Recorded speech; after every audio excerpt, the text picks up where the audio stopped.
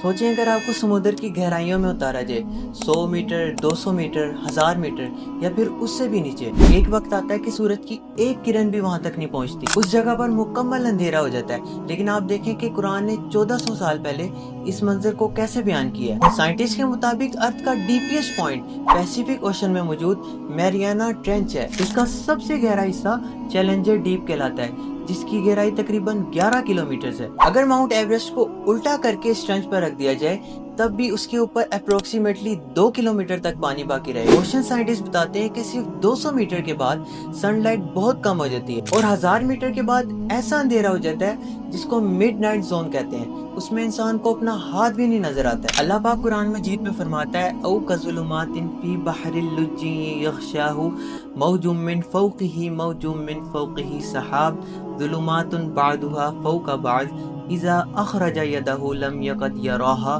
ولم یجعل اللہ لہ نورا فما لہ من نور۔ یا ان کے اعمال کی مثال ایسی ہے جیسے گہرے سمندر میں اندھیرے جس پر لہر چڑھی چلی آتی ہو اور اس کے اوپر اور لہر آ رہی ہو اور اس کے اوپر بادل ہو، غرض اندھیرے ہی اندھیرے ہوں، ایک پر ایک چھایا ہوا، جب اپنا ہاتھ نکالے تو کچھ نہ دیکھ سکے، اور جس کو اللہ روشنی نہ دے اس کو کہیں بھی روشنی نہیں مل سکتی۔ سبحان اللہ، قرآن صرف اندھیرے کا ذکر نہیں کرتا بلکہ deep sea, multiple layers of darkness اور ویوز ابو ویوز کا بھی ذکر کرتا ہے۔ آج اوشنوگرافر نے ڈسکور کیا ہے کہ سمندر میں صرف سرفیس ویوز نہیں بلکہ پانی کے اندر انٹرنل ویوز بھی ہوتی ہیں جو ڈیفرنٹ ڈینسٹی والے پانی کے درمیان بنتی ہیں۔ امریکن اوشنوگرافر والٹر مگ اور بعد میں کئی میرین سائنٹسٹ نے انٹرنل ویوز اور ڈیپ سی ڈائنامکس پر ایکسٹینسو اسٹڈی کی اور آج یہ اوشن سائنس کے اسٹیبلش کا حصہ ہے۔ سائنٹسٹ یہ بھی کہتے ہیں کہ گہرائیوں میں پریشر